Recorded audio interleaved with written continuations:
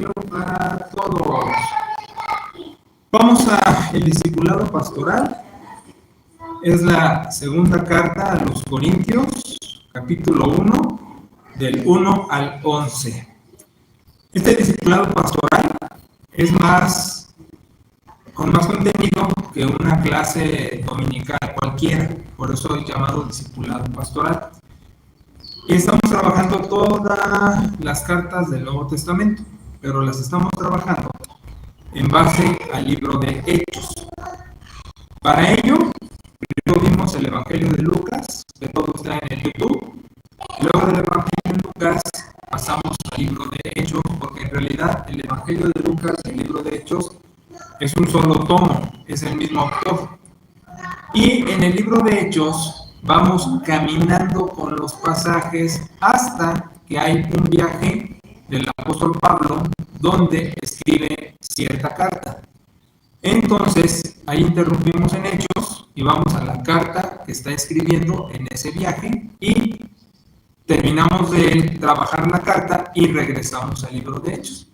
Así ya hicimos con Gálatas, Tesalonicenses y ahora estamos en Corintios. La primera la acabamos de terminar la semana pasada, entramos a la segunda, haciendo la observación de que la segunda es realmente una tercera, porque hay una carta en medio de las conocidas primera y segunda que no existe, desapareció, se quemó, la destruyeron, lo que hubiera sido. Y llamó la atención a la superstición en las iglesias donde creen que las ediciones en castellano cayeron del cielo y que la composición de las mismas es una cosa sobrenatural, etcétera, etcétera. Nosotros decimos, la escritura es una revelación de Dios y a través de individuos que fueron quienes captaron los principios para que quedaran plasmados, así se construye el Nuevo Testamento, pero estos documentos se comparten en el mundo conocido de su época y así pasan en distintas manos y distintas geografías y se hacen otras copias, etcétera, y nuestra labor de profesionales de la escritura es rastrear el texto más viejo, que no quiere decir que es una carta completa, sino son fragmentos, son pedacitos, pero rastrear el texto más viejo para hacer la compilación de estos escritos. Entonces, haciendo un paréntesis, digo, tenemos lo que es suficiente para conocer a Dios y para seguirlo como discípulos de Él, que discípulo quiere decir un seguidor. Entonces, que no tengamos una carta intermedia entre estas no es mayor problema, porque si con lo que tenemos no alcanza el hombre a ser un discípulo tan competente, pues vamos, no nos quedamos inutilizados en una palabra. Entonces, lo que tenemos es suficiente. Y regresando al rastreo del texto más viejo, por eso hay ediciones bíblicas que vienen mejor traducidas porque están buscando los textos más viejos. Antes, nada más quedó uno con la versión Reina Valera en castellano y pues la gente en las iglesias con su superstición pues la tomaba con mucho fanatismo. Ahora han entendido que las escrituras son traducciones, las versiones, cualquier idioma, y que los que tenemos la facultad de poder hacer traducción, empleando los manuscritos más viejos, entonces podemos mejorar lo que tenemos en castellano permanentemente, haciendo observaciones a la traducción o al texto, si es añadido, si no, etc. Y eso, insisto, no nos quita nada en nuestra fe, sino la complementa, nos hace personas que aparte de tener fe, tenemos cerebro y tenemos un trabajo intelectual, académico también con las escrituras. Entonces, el asunto, lo he mencionado antes y lo mandé al WhatsApp de la iglesia, yo manejo dos textos. manejo lo que es la Biblia hebraica, o sea, la Biblia hebrea, Stuttgartensia, así le decimos, porque se trabaja en Stuttgart, Alemania. Allí se hace, y se hace por los masoras. La tradición masoreta hebrea es de los científicos que han cuidado el texto de una manera muy celosa. Aparte de que con la tradición oral tuvo un resguardo el texto. O sea, estoy diciendo, el Antiguo Testamento es de la Biblia hebraica de Stuttgart, Alemania, es la mejor obra que se tiene de la Biblia hebrea, usando los manuscritos más antiguos que el mundo tiene conocimiento. Y el texto que empleo para el Nuevo Testamento es The Greek New Testament, de Sociedades Bíblicas Unidas, el Nuevo Testamento griego de Sociedades Bíblicas Unidas. Existieron antes otros textos griegos, sin embargo este es el mejor, es el más científico, porque apoyó en manuscritos sumamente antiguos, sumamente viejos, para tener ese contenido. De ahí hago mis traducciones. Y además cuentan ambos documentos, ambos materiales, con lo que llamamos en crítica textual el aparato crítico. El aparato crítico es un mapa donde rastreamos cuál es la fuente que ha dado pie a tener ese texto en griego o en hebreo. Y eso está en museos, seminarios, universidades, bibliotecas, Vaticano, están en muchos lados esos textos, digo pedacitos y así, donde se compilan para hacer las traducciones. Ahora te debo de advertir algo.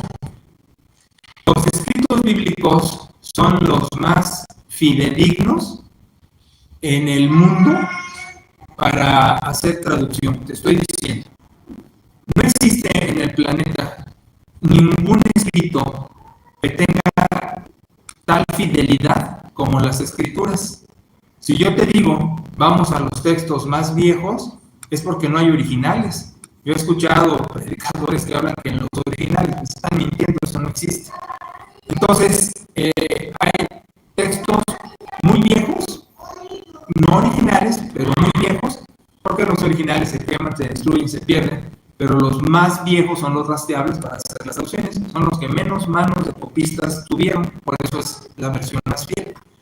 Pero cuando hablo de esto, como que luego por la superstición en las iglesias y el fanatismo y la ignorancia creen que entonces la Biblia es deficiente. Pero yo insisto con esta situación, no hay ningún texto en el planeta que tenga la fidelidad y la autenticidad de los manuscritos bíblicos. Por ejemplo, todos los filósofos clásicos, Aristóteles, Platón, Sócrates, Homero, cualquier rastro, se dicen historiografía, es decir, escritos históricos viejos, ¿sí? No le llegan a las escrituras bíblicas en lo viejo. ¿Me explico? Por decirte un ejemplo de la manera más popular. La escritura bíblica puedo rastrearla hasta de mis 10 dedos hasta el número 2 o 3. ¿Sí? Número 2 o 3, en la antigüedad. Vamos a hacer de cuenta, mis manos es la historia universal. Y aquí en esta historia universal te digo, ¿cuáles manuscritos bíblicos pueden ser los más antiguos? Estoy en el 2 o en el 3, ¿sí? Y si tú dices, oye, Aristóteles, Platón, los filósofos, cuando empieza la escritura incluso, ¿dónde estamos? ¿Estamos en el 7 o en el 8? Entonces, siempre he dicho esto, pero es una cosa que se desconoce. Si el mundo le da tanto crédito a escritos que están en el 7, 8, 9 de autenticidad, y dicen que sí existió Aristóteles, todos esos, ¿por qué sufren tanto al hablar de Biblia si digo que los escritos más viejos están en el 2 o en el 3 de antigüedad? ¿Me explico? Entonces, decir que no hay original no me resta, porque aún con los escritos más viejos tengo las fuentes, estoy documentado mejor en el mundo que cualquier otro tipo de escritura, cualquier otro tipo de escritura, ¿sí? Entonces, al hablar de una ausencia de una carta intermedia entre la primera y la tercera, no me pasa absolutamente nada, tenemos esta compilación. Además, te recuerdo que tenemos 66 libros en el canon. Esta palabra canon, un modismo que se empleó, ¿por qué quiere decir regla? Bueno, quiere decir caña, como las cañas de azúcar o de maíz, eso es canon. Y se usaba para medir, por eso decimos regla.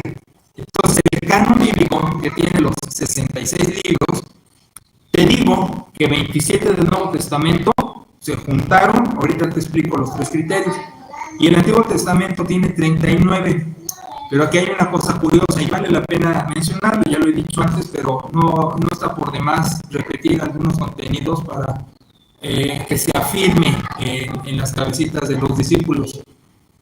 En el periodo intertestamentario, que es el periodo en que se termina el último libro del Antiguo Testamento con Malaquías, ahí cronológicamente sí coincide, Malaquías fue el último escritor del Antiguo Testamento.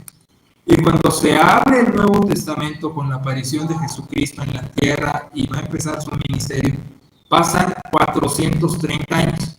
Del último profeta Malaquías al que empieza la nueva época con Juan el Bautista, pasan 430 años. En esos 430 años, el imperio que dominó al mundo conocido eran los griegos. Y los griegos, al dominar el mundo conocido, impusieron su idioma e impusieron muchas cosas. Se estaba perdiendo también la reunión judía, se estaba perdiendo el idioma judío, el hebreo, porque ya hablaban griego. Y pasa algo curioso, el Antiguo Testamento que está escrito en hebreo, en esta época se hace en griego, se copia a griego. Tan deficiente estaba la cultura hebrea que hasta helenizaron el Antiguo Testamento. Ahora, para rescatar eso, ¿sí? Hubo muchos procedimientos, pero lo que quiero llamar tu atención es que fue la época donde se elabora la Septuaginta. Septuaginta es una palabra que quiere decir 70 ancianos, 70 sabios. Como la Stuttgartensia se hace en Stuttgart, la Septuaginta decían los 70 sabios, son los que pasan las escrituras hebreas al griego. Pero ahí pasa algo curiosísimo, metieron libros de más, conocidos como deuterocanónicos. Deutero, palabra griega que decir otro, canónico, otro canon, otra regla. También conocidos como apócrifos. Y la gente popularmente ha dicho que apócrifo es falso. No, apócrifo quiere decir oculto. Pero, bueno, es el lenguaje popular en las iglesias. Entonces, allí es donde meten los otros libros que no estaban reconocidos en el canon hebreo. Y por eso algunas versiones, sobre todo de ediciones católicas, porque la escritura es la misma, te estoy diciendo, pero los editorialistas o traductores somos diferentes. Entonces, más por la versión de los escolásticos, de la versión católica, la teología católica, aparecen los deuterocanónicos. Entonces, si tú compras una Biblia de Jerusalén, una Biblia Torres Samad, una Biblia Jerusalén, Torres, Naca, Colunga, de esas versiones de traductores católicos van a traer el material deuterocanónico. Incluso me han dicho que hasta la Dios habla hoy, que luego se usa en las iglesias cristianas, también algunas versiones traen el material deuterocanónico. No es reconocido como el canon del Antiguo Testamento, pero ahí viene. Cuando me dicen, oye, compré una Biblia y trae los apócrifos, lo que les digo es esto. Puedes apartarlos con un clip de esos grandotes, ¿no? No los uses para tu conocimiento de Dios, para tu crecimiento espiritual. Pero es un material muy bueno, histórico. Claro, doctrinal no sirve porque hablan de que espantan diablos con pescados y tontería y media, ¿no? Pero, por ejemplo, ahí vienen los libros de Macabeos. Y los Macabeos es un apócrifo, ¿no? ¿Cómo se dice en la poesía cuando usan las primeras letras de unas frases para hacer una palabra? Acróstico. Sí. Macabeo es un acróstico de Señor, poderoso, valiente, fuerte, algo así de un salmo, que Judas Macabeo, conocido como el martillo, hace una revolución contra los griegos, precisamente. Entonces, lo que pasa allí es que el libro de Macabeos, son dos, los libros de Macabeos traen esa información histórica muy interesante de esa subordinación hebrea versus griegos, los celotes, y ahí va a venir la rama celote de donde va a venir después Judas, que estaba con Jesús, que querían que con las armas iban a poner la paz para los judíos. Y entonces yo lo uso como material histórico, no como material para inspirarme espiritualmente, por eso valen la pena. Ahora, fíjate que lo que hicieron los macabeos fue extraordinario, porque los groseros griegos irrumpen en el templo. De hecho, templo nada más ha sido uno, el de Jerusalén, construido primero por David, Salomón, David nada más tenía la calentura de hacerlo, y luego reconstruido por Esdras, Nehemías, porque a todos los edificios religiosos les dicen templo, pero templo es nada más ese. Y los macabeos vieron cómo los griegos profanan el templo, el lugar santísimo, el naos, y con un marrano, animal impuro, embarran sus vísceras, la sangre, el arca, o sea, hacen un desmán.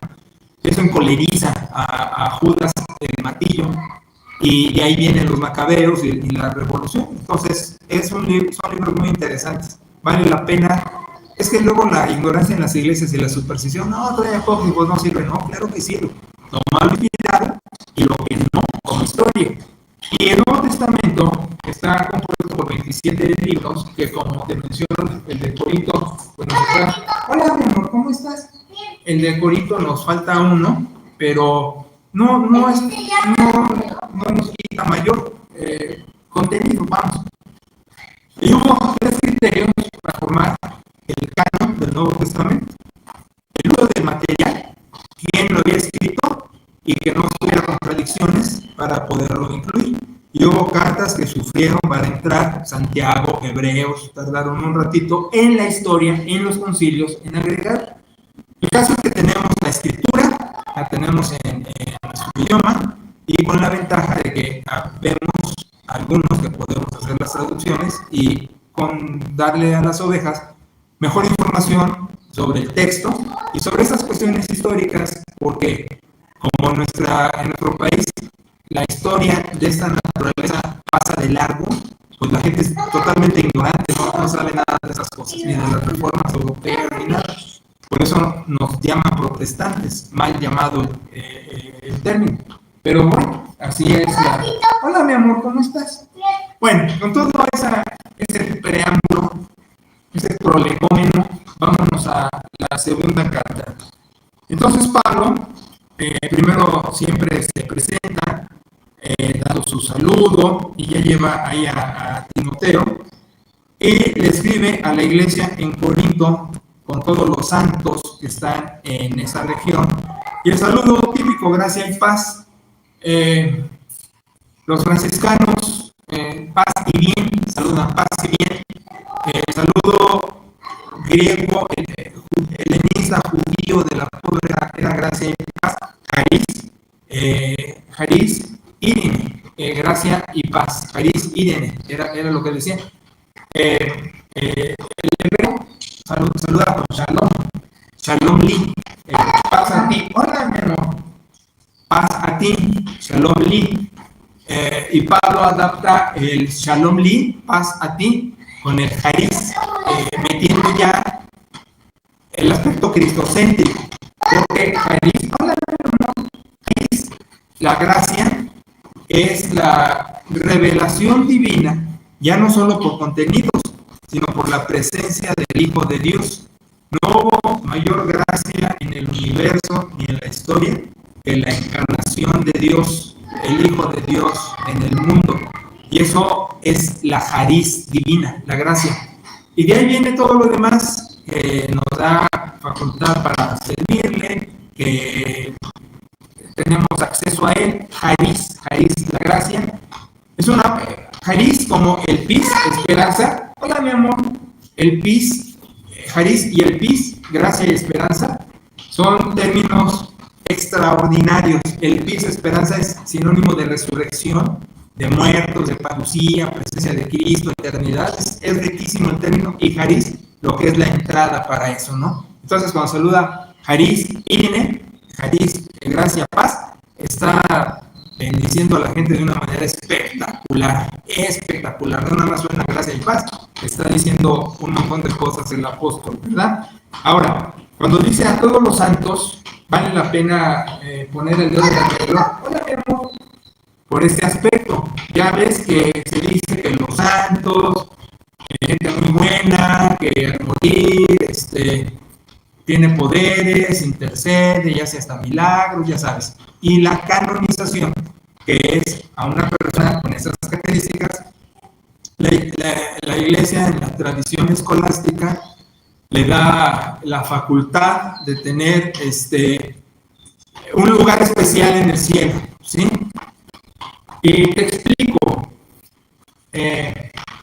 Dado que los amigos de Pera están haciendo muchas preguntas, hola mi amor, que les digo que bien, mi amor, que tengan paciencia, porque en el instituto van a ver todo eso a detalle. Pero ahorita rápidamente, la influencia griega que todavía permea en la cultura en que se escribe el Nuevo Testamento, porque ya el Imperio Romano era la bota que dominaba el mundo, pero la influencia de la cultura todavía permeaba con lo griego. Tenían un esquema neoplatónico. El esquema neoplatónico, voy a ilustrarlo, es como un mapa, ¿sí? Como en un mapa tú pones pueblos, municipios, estados, carreteras, ¿sí?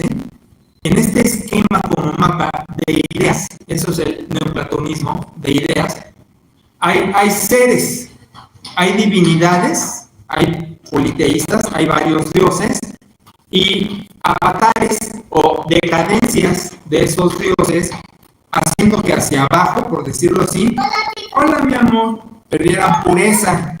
Muy bien, corazón, ¿y tú? Bien. Y hacia arriba adquirieran pureza y poder. Ese esquema neoplatónico, ese mapa de seres, uno más arriba que otro y con más poder, es el mismo esquema neoplatónico que se pone en el escolasticismo. El escolasticismo es la filosofía que amamantó o nutrió a la doctrina católica. Entonces, el neoplatonismo, ese mapa de seres, uno muy importante, y de diosas, curiosamente, se pone en el esquema de la teología escolástica que nutre al catolicismo, y lo que se hizo fue poner divinidades. Entonces, para esa manera de pensar, la gente que fue muy buena, la van a poner en ese mapa, como árbol de Navidad, ahora te lo ilustro como una esfera, o la estrella hasta arriba, que sería Dios, y vamos poniendo esferas. Entonces, esa es la canonización.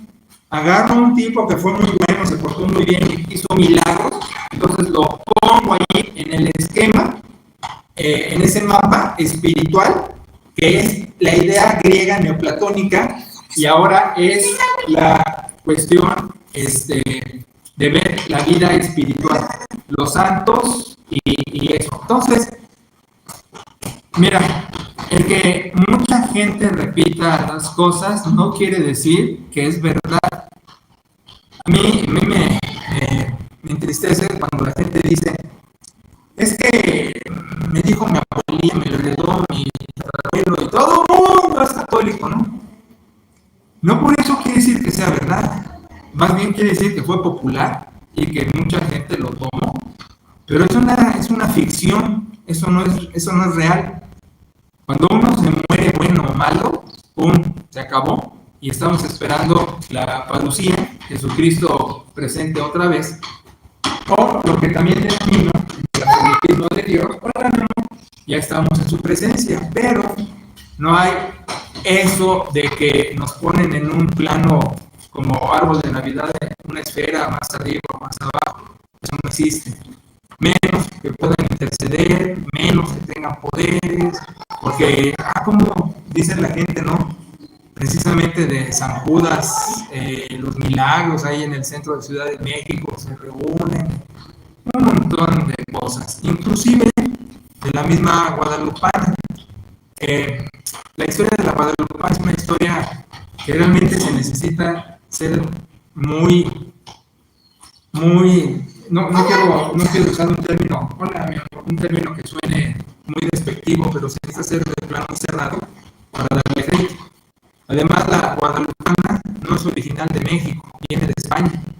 En España tenían lo mismo, exactamente lo mismo, y lo trajo Cortés a México. Y por manipulación y conveniencia del clero y de muchos intereses, inclusive políticos, se le dio un auge muy importante a esta virgen y la Virgen Morena y todo eso, pero es pura ficción.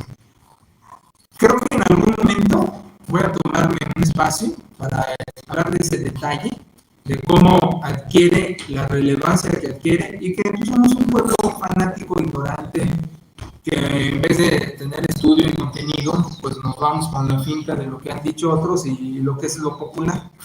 Pero bueno, es lamentable. Entonces, esas ficciones han deteriorado mucho la fe, y cuando uno ve esta palabrita santos, inmediatamente piensa en seres del más allá y con poderes. La palabra santo, agio, en griego, describe al cristiano, pero es por la palabra santidad. Ahí vamos a los problemas.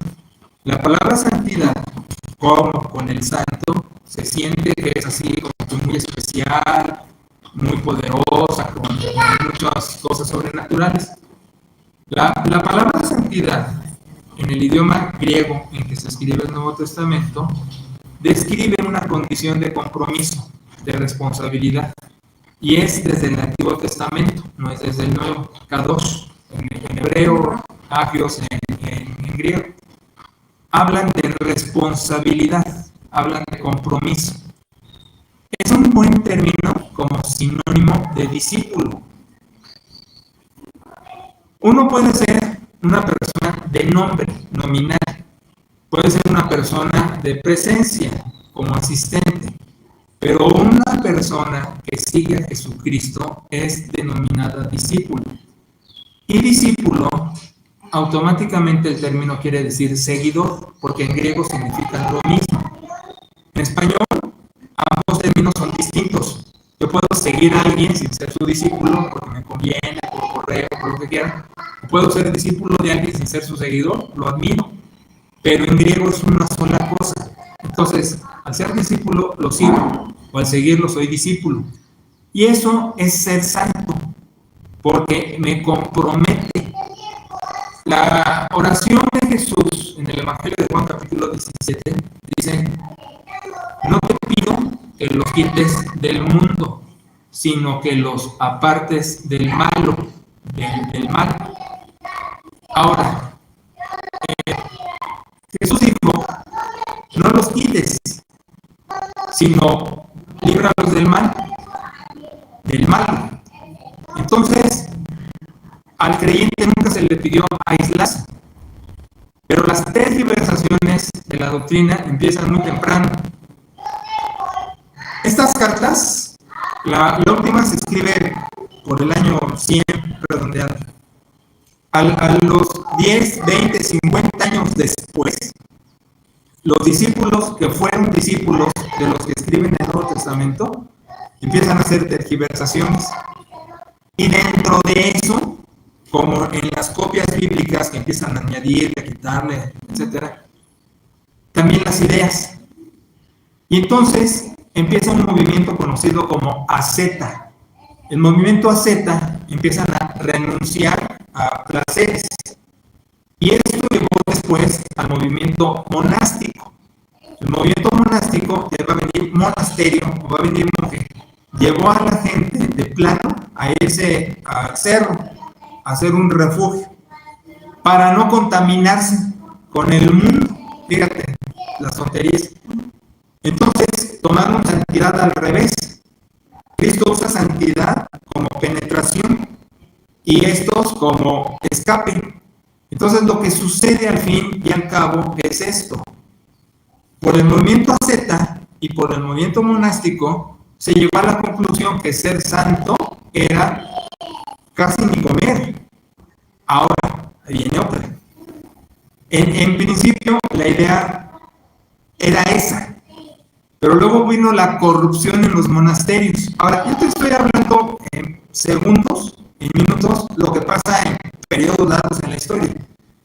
Pero en los mismos monasterios vino una corrupción tremenda de depravación sexual y de muchas otras cosas. Incluso se han encontrado fetos, esqueletos de fetos en las catacumbas de los monasterios. Entonces, todo lo que quiere empezar con una idea de pureza se va contaminando. Al fin, el hombre es pecador, pero lo que te quiero decir es que aún la mejor idea de santidad se pervirtió. Entonces, santidad quiere decir pertenencia. Déjame ilustrártelo así. La Biblia es santa, quiere decir que le pertenece a Dios. Jerusalén es ciudad santa, quiere decir que le pertenece esa ciudad a Dios. Los creyentes somos santos, quiere decir que le pertenecemos a Dios. Es pertenencia, no es cortar, sino pertenencia en compromiso. Entonces, cuando dice el apóstol a todos los santos, se refiere a los creyentes convertidos que están como discípulos siguiendo a Jesucristo. Fíjate, todas estas explicaciones, porque la contaminación de ideas por conceptos mal manejados, pues ha hecho ese reajuste que existe en la fe, y tantas denominaciones, tantas iglesias y tantas ideas extrañas, cuando Dios lo hace simple. Pero bueno, con eso creo que quedó claro. Si no, ya saben, pueden hacerle a Perita preguntas y con mucho gusto les contesto. Y si mi respuesta tampoco es muy clara, les vuelvo a contestar. Pero al ir viendo los contenidos del instituto, ahora sí que pianito y paso a pasito, van a ilustrarse, porque detallo todo eso con mucha calma, pues. De hecho, cada una de estas cosas era un tema en el instituto. Bueno, entonces, siguiendo, Pablo bendice a Dios por Cristo, porque recibe consolación. Hola, nene. Hola, nene. Recibe consolación. Dice, nos consuela en todas nuestras tribulaciones, para que podamos nosotros consolar en las tribulaciones de ustedes, porque Dios es el que nos consuela. Este es el texto base. Lo demás es el testimonio de Pablo. Dice, porque como abundan las aflicciones de Cristo, también abunda la consolación. Ahorita explico. Dice, si batallamos es para ayudarles a ustedes. Y luego dice en el versículo 7, que espera que no se apaniquen por las tribulaciones. Eso es lo que está diciendo. Y luego viene su testimonio, porque estuvo a punto de morir en Asia, como está mencionando aquí. En algún momento voy a repetirme esta experiencia, la tenemos ilustrada, pero ahorita quiero avanzar. Pensó que moría el apóstol, para no confiar en ellos mismos, sino en Dios, el cual los libró y los seguirá librando, esperando que también por las oraciones el Señor sea bueno con todos ellos. Ahora, te explico. Lo que está diciendo el apóstol es esto. Y usa una palabra muy importante, paráclisis. La tenemos traducida a consolación, pero paráclisis la usó Cristo para referirse al Espíritu Santo. Cuando se despide de los discípulos, les dice, me voy, pero les voy a mandar al Paráclito, una derivación de paráclisis, algo que va a estar al lado. Así como el nene está al lado de tú, dice, el Espíritu Santo va a estar a tu lado. Ahora, ¿qué significa estar a tu lado? Mira, esto es una cosa bien bonita. Significa que nos va a dar seguridad, nos va a dar compañía, nos va a dar presencia, nos va a dar ayuda, nos va a dar fortaleza, nos va a animar. Bueno, todo lo que puede hacer un buen compañero que está al lado de uno, caminando y apoyándonos. Esa es la idea de paráclisis. Entonces, cuando dice el apóstol, déjalo, no batalles. Cuando dicen que somos consolados en todas nuestras tribulaciones, habla de la presencia del Espíritu Santo. Pero fíjate el efecto que le da el apóstol. Ya se acabó. Ya se acabó, mi amor, ya me callo. Sí. Sí, bueno. Mira, ya se acabó. Ya se acabó, príncipe. Sí. Pablo va a agarrar la experiencia que tiene con el Espíritu Santo para decirle a la gente que él va a hacer algo similar. Mira qué cosa tan bonita y tan interesante. El mentado Big Brother, que fue una cosa de televisión, de esas cosas que yo detesto, pero para que empiezo a hablar así, vas a decir que soy el Grinch de muchas cosas. Pero el término Big Brother, hermano mayor, es lo que está asumiendo Pablo. Él dice, el Espíritu Santo me apoya y yo te apoyo. Eso es lo que dice. Pero dice otra cosa. Dice, Dios me manda, fíjate cómo cada vez estoy empleando, Dios me manda los problemas para que al entender los problemas y entenderte cómo te sientes con los problemas, yo te ayude. Eso es lo que está diciendo. Lee el pasaje repetidas veces. Te lo estoy sintetizando y te lo estoy explicando. Dios me apoya y me manda. Fíjate, porque decimos las circunstancias, la suerte, lo que sea. No, Dios me manda problemas. ¿Qué son los problemas para el hombre comprometido con Dios? Escuela, aprendizaje. Si antes agarrabas el gorro y lo aventabas y pisoteabas encima de él furioso por algo, alguna desventura, en ese laboratorio de estarte mandando, llegará el momento que ya no haces así, ya no haces berrinche, ya no haces drama, ya te vas comportando mejor. Y eso te sirve en tu carácter para que ayudes al hermano menor que empieza a tener los problemas que Dios le manda. Alguien dijo un día, por el dolor, por los problemas, crecemos.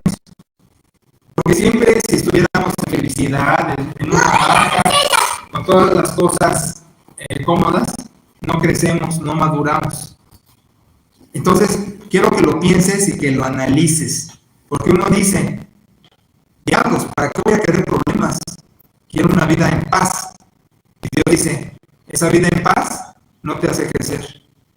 ¿Y sabes cuáles son los problemas? Circunstancias y personas. De ese vuelo que estoy diciendo, piensa en una persona que te choca, una personalidad que te choca. ¿Cómo no te gusta alguien? Mandón, criticón, chismoso, o sea, imagínalo pues. Y aquí hay otra. Fíjate el sentido del humor de Dios. Cuando te toca una persona, lo más probable es que sea muy parecida a ti. Ahora, entiéndeme lo que digo. Cuando uso la segunda persona en singular, entiéndeme, no me excluyo, pero impacta más hablarlo así.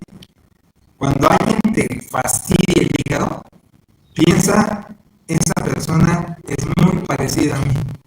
Tiene los rasgos que no te gustan de tu personalidad. Y te la pone Dios para que aprendas a amarte tú y a aprender a amar a la persona. Pero tienes que aprender a amarte tú con esas cosas que no te gustan de la otra persona, que son tuyas, pero aprendiéndote a amar y que Dios te acepte, que estás en crecimiento, puedes aprender a amar al otro. Este es el juego que usa Dios cuando dice, ámate y ama a tu prójimo, ámate al prójimo como a ti mismo. Fíjate qué inteligencia de Dios que nos pasa de largo en las iglesias, porque nada más decimos una parte o sentimental. Pero Dios juega, y uso juego, no como el que se divierte como un gato con un ratón, sino como un deporte, ¿no? Un espectáculo, pero bien jugado, pues, ¿no? Dios juega con el hombre a hacerlo mejor, a sacar tu mejor versión. Y no puede hacerlo si no el hombre colabora, pero a través del dolor. Porque el placer no nos hace crecer, es más, el placer nos echa a perder. Un ejemplo bobo si quieres, pero piensa en un rico o un dueño que tiene todo, no falta nada, cómo es, cómo se comporta, como un patán, de manera general. Pero una persona que sufre, que le batalla en su salud, en las circunstancias o con alguna otra gente, es una mejor persona. Bueno, tengo mucho que explicar de eso, voy a hacerlo dosificadamente en otros espacios, pero el contenido es: Dios te manda cosas incómodas y te consuela. A través del Espíritu Santo te proporciona el apoyo que necesitas. Este es un fenómeno sobrenatural extraordinario. Yo he estado con gente que ha pasado, pero de veras, experiencias terribles. Quiero apoyarla, quiero ayudarla, y el Señor me gana porque están fortalecidos, están tranquilos, están en paz, están con fe. Aun cuando llego yo con todo mi equipo, por decirlo así, de auxilio, me dicen: fíjate que tengo paz, Dios me ayuda. Lo hace Dios. Y lo hace para que, madurando, puedan apoyar al hermano menor. Es una cadena. No porque Dios no ayude al hermano menor, sí lo ayuda, pero como es menor y no ve tanto la presencia de Dios en su vida, porque es el que flaquea, que Dios me dejó, que ya no me quiere, que me porté mal, me está castigando, todo. Entonces el big brother, el hermano que está consolado por Dios, más maduro, puede llegar a echarle la mano y decirle como esto: no te apures, Dios está contigo, ánimo, vas a salir adelante. Te doy mi testimonio de que Dios me ayudó a salir adelante, como lo menciona el apóstol. Tuve el riesgo de perder la vida, pero Dios nos rescató y por eso puedo venir a ayudar. Fíjate qué padre está ese juego donde Dios nos involucra para tomar el papel que toma Él como Espíritu Santo y nosotros echarle una mano al Espíritu Santo, por decirlo así, con el hermano menor, consolados en la tribulación. ¿Qué te parece? Está padre, ¿no? Bueno, pues entonces espero que veas tus problemas con mejor ojo y no con el dolor tan grave de que estoy muy mal y todo, sino que entiendas que es un trabajo divino y que los problemas se pueden convertir en bendición, dejando a Dios trabajar. ¿Ok? Bueno, aquí lo dejamos. Muchas gracias y hasta la próxima.